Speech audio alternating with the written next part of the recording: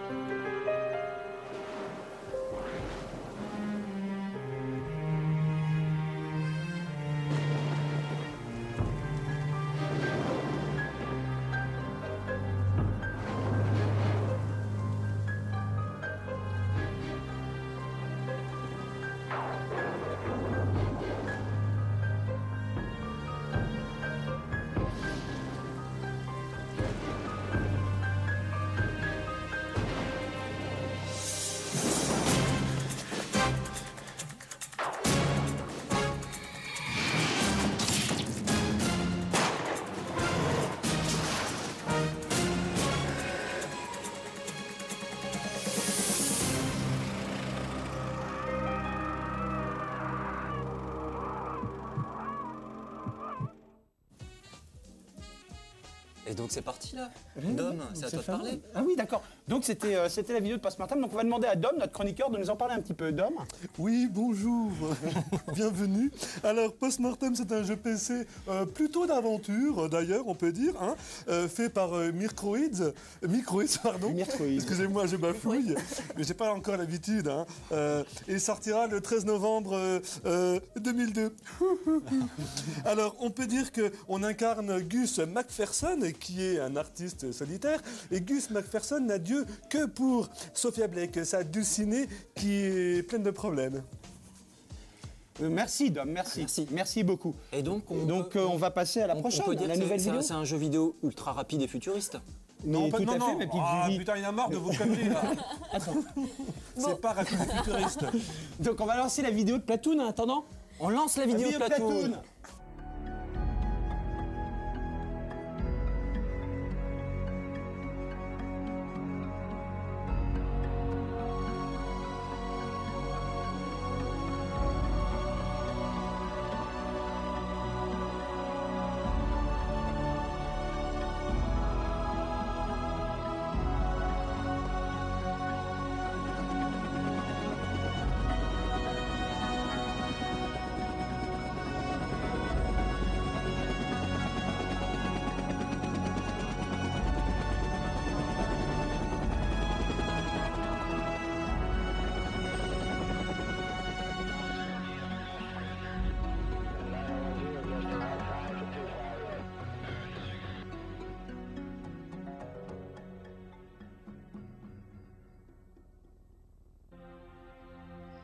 Get your weapons cocked and ready.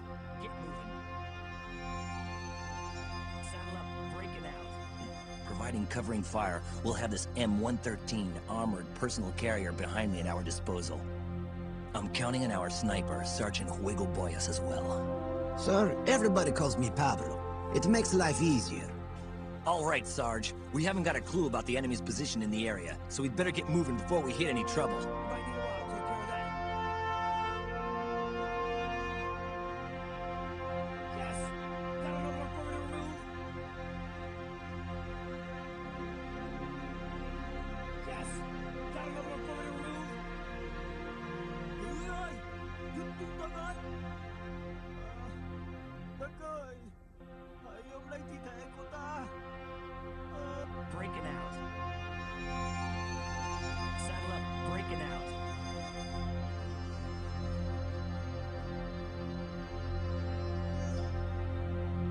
Saddle up, breaking out. Look, an enemy! We need a hand!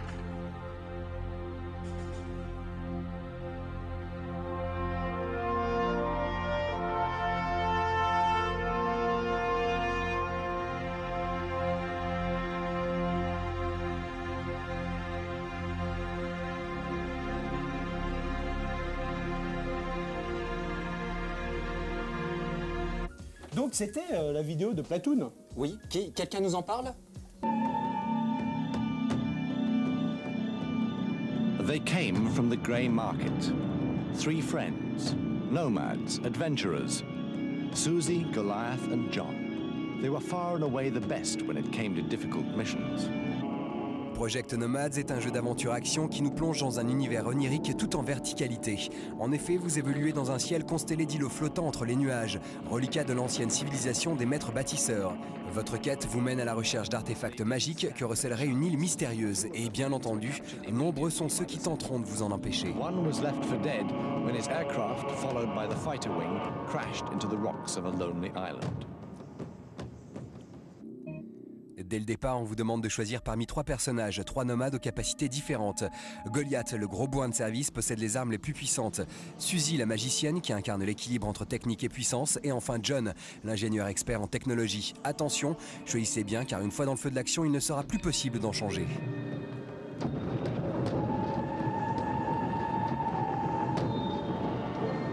Visage basaltique est le membre le plus puissant de la guilde des anciens maîtres bâtisseurs. C'est lui qui assigne la plupart du temps vos missions.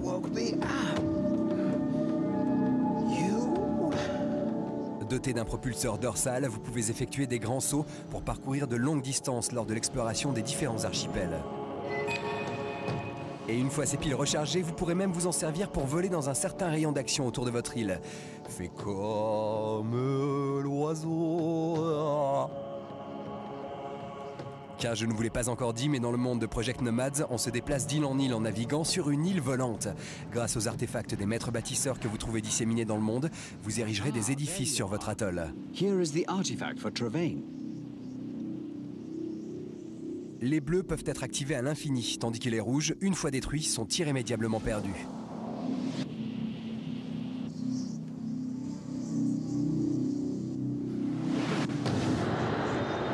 Et voilà mon île tout aménagée. Après quelques heures de jeu, c'est une véritable forteresse volante. Tourelle anti-aérienne, éolienne pour procurer l'énergie nécessaire à sa défense, une tour de navigation, un hangar pour mon avion de reconnaissance et d'attaque, un coffre dans lequel je peux stocker les artefacts surnuméraires, un collecteur pour récupérer du charbon. Non vraiment, j'en suis très content. Il ne manque plus qu'un pot d'échappement, 2 en 1, une poignée à tirage rapide et un guidon Z barre torsadé.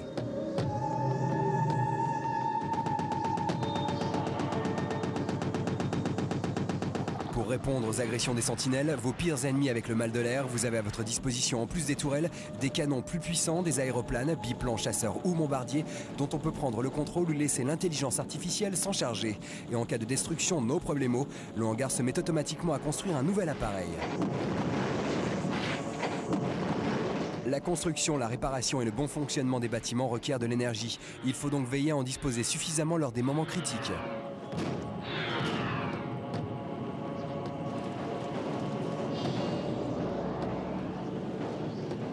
Lors des attaques, il arrive souvent de ne plus savoir où donner de la tête. On passe d'une tour à l'autre pour tenter d'abattre les ennemis sans oublier de réparer les bâtiments endommagés. Le phare est notamment un élément stratégique clé, puisque sa destruction entraîne la fin de la partie.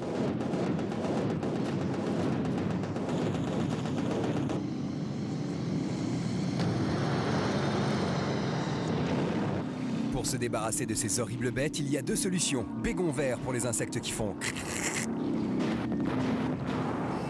et bégon rouge pour les insectes qui font...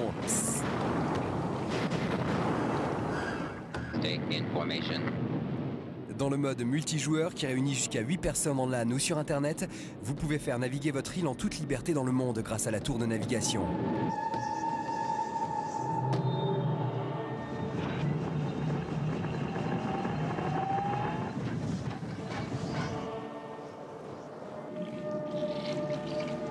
Le plus grand atout de Project Nomads réside dans son design atypique. À la fois beau et original, le monde éthéré qu'il nous propose change des égouts malodorants ou des bases secrètes aseptisées dans lesquelles bon nombre de jeux tentent de nous fourvoyer. L'alternance des phases d'exploration, de tir et de construction plaide aussi en sa faveur. Le seul vrai problème vient de son aspect répétitif et surtout de la trop grande linéarité de son scénario. Il est vrai que la présence des 3 personnages tempère ce constat, mais encore faut-il avoir envie d'y retourner une fois le mot fin inscrit à l'écran. Un beau voyage tout de même.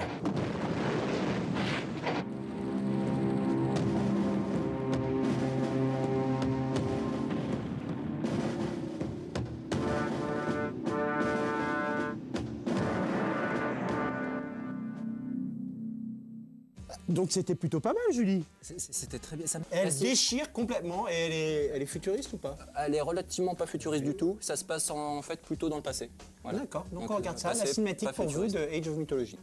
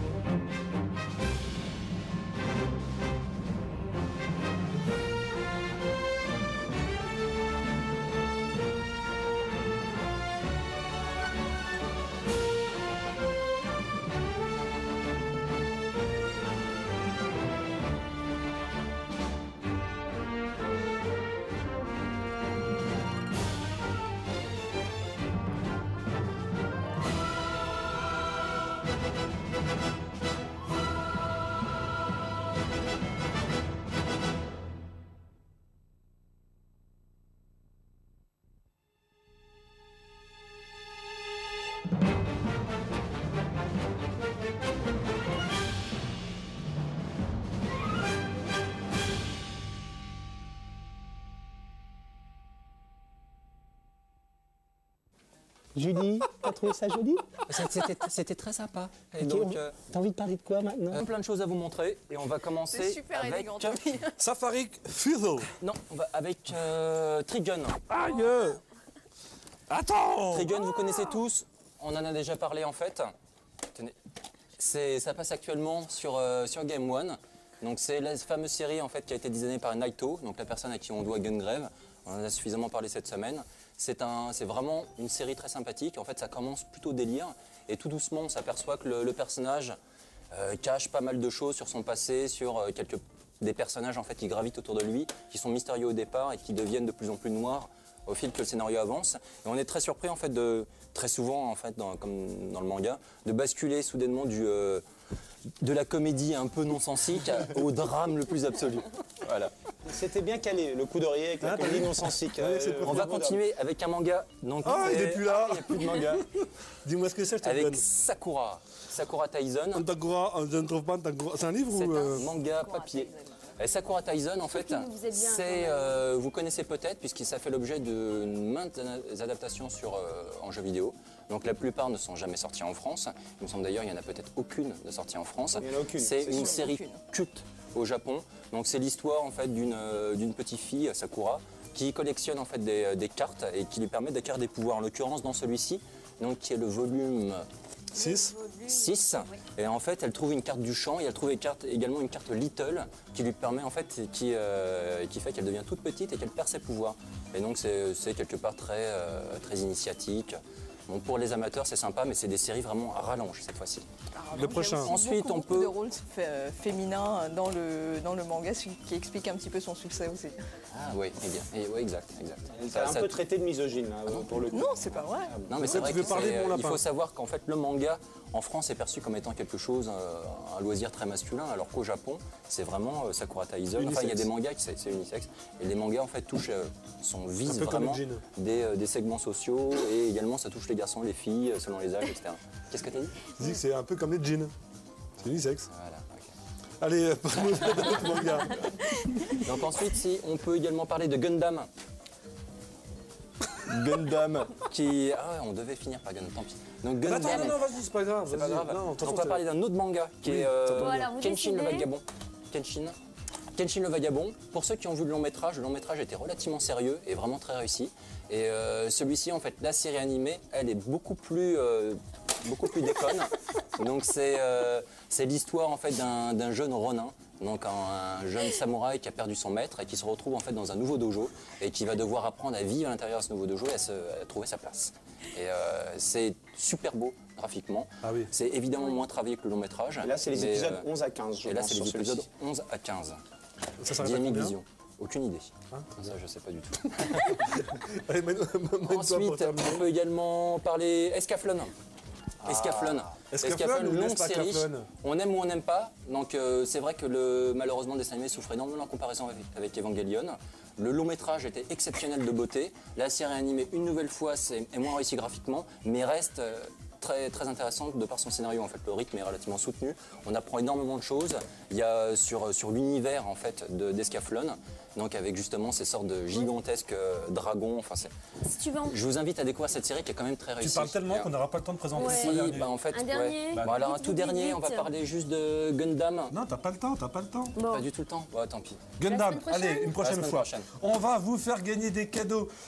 C'est simple, vous composez le Thierry. 06 08 08 12 92 68